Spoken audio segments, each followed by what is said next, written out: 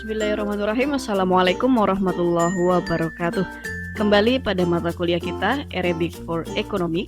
Sekarang kita masuk pada pertemuan ke-12, menginjak atau mendekati pada pertemuan akhir ya. Pertemuan ke-12 kita akan membahas tentang ijarah atau sewa. Pola perkuliahan kita masih sama seperti biasanya. Silakan Anda siapkan khususnya bagi yang mendapat tugas bab ijarah. Nanti tugas resumnya diupload saat pelaksanaan kuis. Untuk pertemuan ke-12 yang bertugas adalah mahasiswa dengan nomor absen 31 sampai 33 atau menyesuaikan. Silakan kesepakatan Anda dengan kelasnya masing-masing.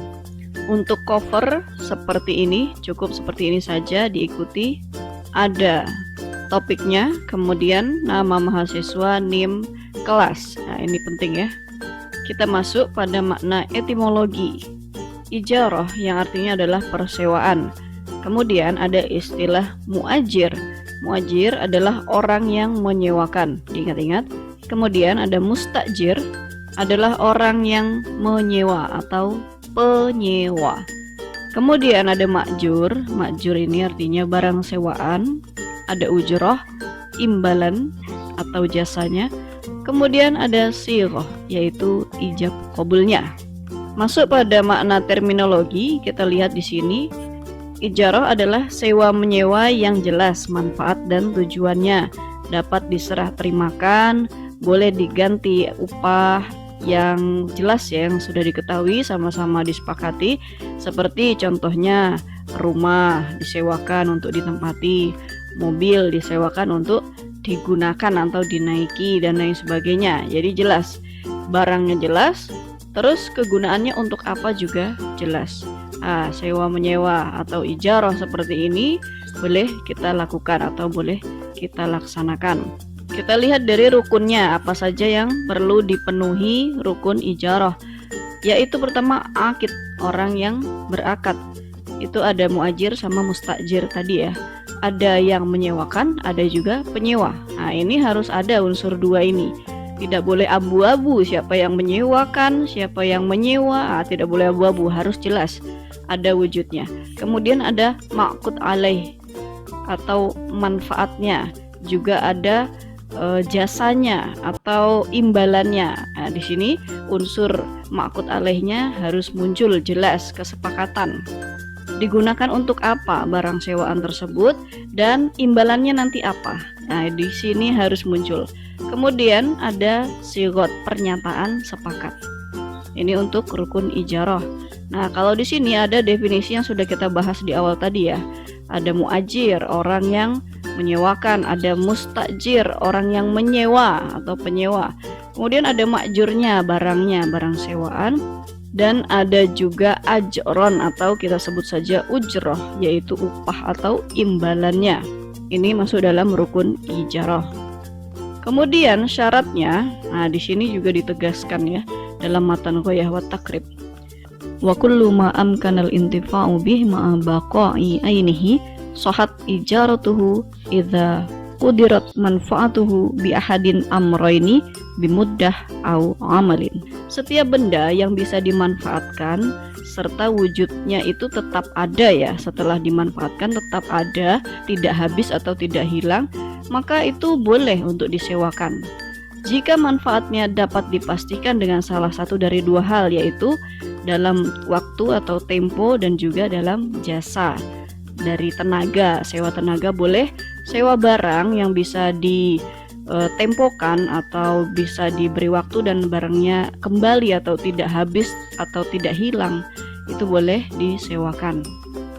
Wa itlaquha yaqtadi ta'dilal ujrah illa ayyushtarat ta'jil.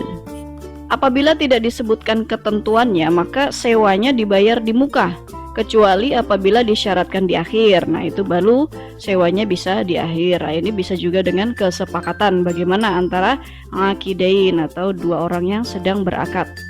Wala tabtulul ijarah bimautin ahadil muta'aqidain. Nah, di sini ya bisa dilihat akad sewa ini tidak batal karena salah satu dari dua orang yang berakad itu meninggal dunia. Tidak ya. Kalau ada salah satu yang meninggal tetap berjalan akad sewanya, tetapi akad sewa itu bisa batal atau tidak sah ya apabila barang yang dipersewakan itu rusak atau habis. Wa tabtulu bitalafil ainil mustajarah wala dhaman 'alal ajir illa bi'udwan. Orang yang menyewa itu tidak wajib mengganti apabila terjadi kerusakan kecuali sebab kecerobohannya. Nanti akan kita bahas saat implementasi. Di sini bisa diperhatikan, kita coba menganalogikan. Nah, di sini ada muajir. Muajir adalah orang yang menyewakan. Kita sebut saja Pak Angga. Kemudian di sini ada mustajirnya, orang yang menyewa, penyewa gitu ya. Kita sebut Pak Roni. Kemudian ada makjurnya, apa barang yang sedang ditransaksikan atau disewakan ini, yaitu 1 unit mobil selama 10 hari. Nah, ada temponya ya, ada tempo 10 hari, 1 unit mobil. Kemudian ada ujrohnya, imbalan. Berapa imbalannya atau ujrohnya atau upahnya? Per hari 250.000. Berarti kalau 10 hari tinggal dikalikan saja. Nah, di sini tertulis atau tertuang dalam ijab qabul, pernyataan kesepakatan. Boleh lisan, boleh tulisan. Tergantung sejauh mana urgensi atau kepercayaan akidain kedua orang yang sedang bersepakat atau bertransaksi. Jadi sudah dijelaskan bahwa barang yang boleh disewakan, kalau di sini mobil ya. Karena apa? Mobil ini bisa disewakan secara tempo atau waktu 10 hari, dan setelah 10 hari mobil ini pun barangnya tetap utuh dikembalikan, jadi tidak habis atau tidak hilang selama disewakan. Nah, di sini berarti barang-barang yang seperti ini, yang jelas seperti ini ya, bisa diambil manfaatnya, yaitu untuk dinaiki atau digunakan untuk keperluan yang baik pastinya ya. Nah, ini mubah atau boleh, silakan kita ikuti atau kita laksanakan akad ijarah ini.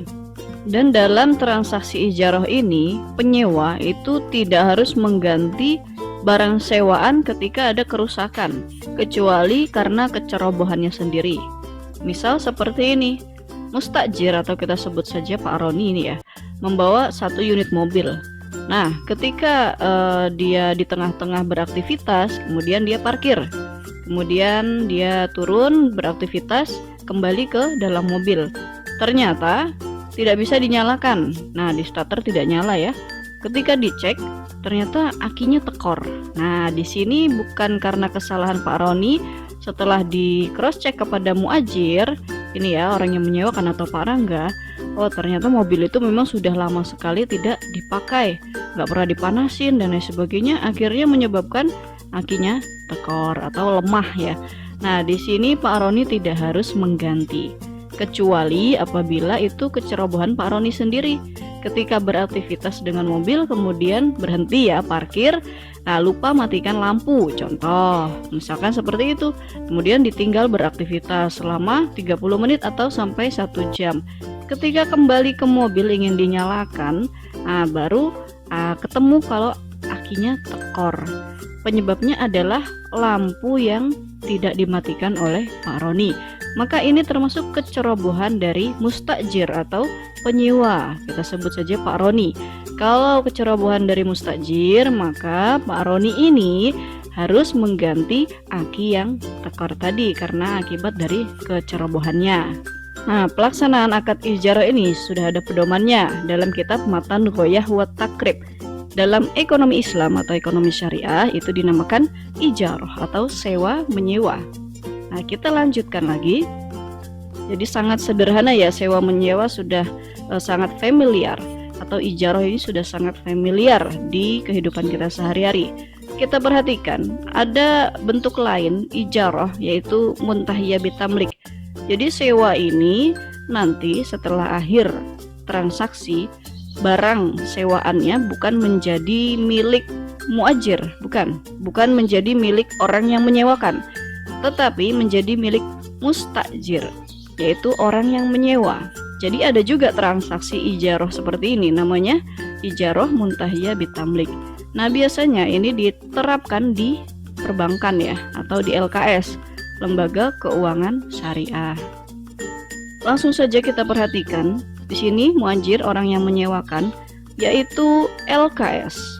LKS, Lembaga Keuangan Syariah. Bisa jadi bank syariah, bisa jadi BMT atau koperasi syariah dan lain sebagainya. Nah, di sini kita analogikan LKS ini menyewakan 10 unit mobil. 10 unit mobil dengan harga per unitnya 100 juta. Maka total nilai yang dikeluarkan oleh LKS untuk transaksi ijarah muntahiyah bitamlik ini adalah 1M. Ya, muajir ya, orang yang menyewakan, yaitu LKS, Lembaga Keuangan Syariah. Kemudian ini disewakan kepada siapa? Kita lihat mustajirnya. Mustajirnya siapa di sini? Penyewanya adalah provider jaringan internet. Nah, jadi ini perusahaan yang menyewa sebanyak 10 unit mobil senilai 1M untuk digunakan oleh karyawannya.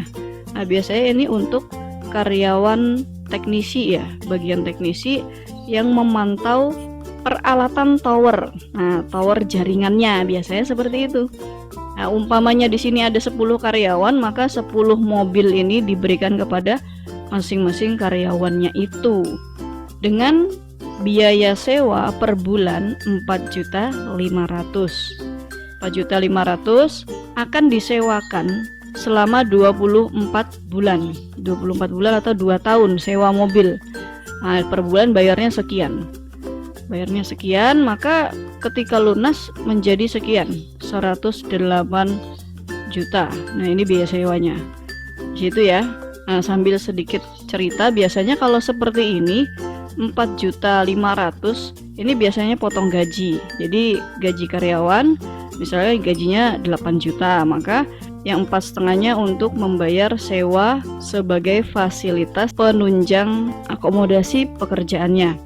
Nah, karena biasanya ada barang yang rusak, barang-barang berat ya di tower itu, kemudian perlu diganti. Jadi perlu bawa barang dan ganti barang dan sebagainya, perlu tempat. Nah, biasanya disewakan unit mobil, dan mobil ini bisa digunakan oleh karyawan tersebut sebagaimana mobil pribadinya. Jadi dibawa pulang kemana-mana dibawa. Konsekuensinya potong gaji setiap bulan senilai 4.500.000 dipotong oleh perusahaan provider ini, yang mana nanti provider ini akan membayar kepada muajir, orang yang menyewakan, yaitu LKS. Nah, transaksi ini memang ada seperti ini ya, digunakan oleh perusahaan-perusahaan besar untuk keperluan pekerjaan atau bisnisnya.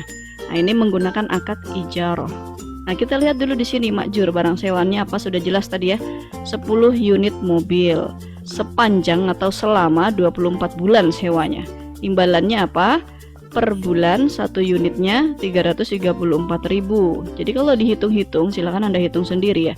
Kalau 4,5 juta kemudian 24-nya 108, dari harga yang diberikan oleh LKS 100 juta, maka ada kelebihan 8 juta selama 24 bulan. Nah, kalau dihitung per unitnya, maka per orang dikenakan tarif sewa per bulannya 334.000. Selama 24 bulan maka 8 juta untuk sewanya. Ini kalau hitung-hitungan detailnya ya, silakan Anda hitung sendiri. Yang jelas unsur ujroh ini harus ada, imbalannya berapa harus ada, dan semua unsur ini dari mulai imbalannya atau ujrohnya, makjurnya ini 10 unitnya ini harus jelas ada, tidak abu-abu ya. Kemudian mustajirnya, yang penyewanya jelas, kemudian yang menyewakan juga jelas, semua tersimpan dalam sighah atau tertulis dalam sighah ijab qabul, pernyataan kesepakatan. Ini akad ijarah muntahiyah bitamlik. Tidak sesederhana yang ijarah pertama tadi. Kalau yang murni ijarah hanya cukup sewa saja, kepada perseorangan bisa, kepada perusahaan bisa, tetapi nanti setelah selesai transaksinya maka barang dikembalikan kepada muajir yang menyewa. Tarifnya juga standar orang sewa. Tetapi kalau yang muntahiyah bitamlik, nah jadi di akhir itu ketika transaksi selesai di bulan ke-24, nah maka nanti mobil ini menjadi milik karyawannya masing-masing. maka tarifnya juga, tarif sewanya juga lebih tinggi per bulan sekian. Nah, semoga ini bisa dipahami. Jadi ada ijarah murni, ada juga ijarah muntahiyah bit tamlik, diakhiri dengan kepemilikan bagi mustajir, orang yang menyewa. Nah, di situ. Nanti silakan Anda coba ulang-ulang pahami lagi sambil dibaca referensinya. Semoga ini bisa dipahami dengan baik. Dan jangan lupa setelah ini kita akan menuju ke kuis. Saya rasa sudah cukup ya. Alhamdulillah sudah selesai untuk pertemuan ke-12. Semoga bermanfaat. Wallahu muwaffiq ila aqwamit thoriq. Wassalamualaikum warahmatullahi wabarakatuh.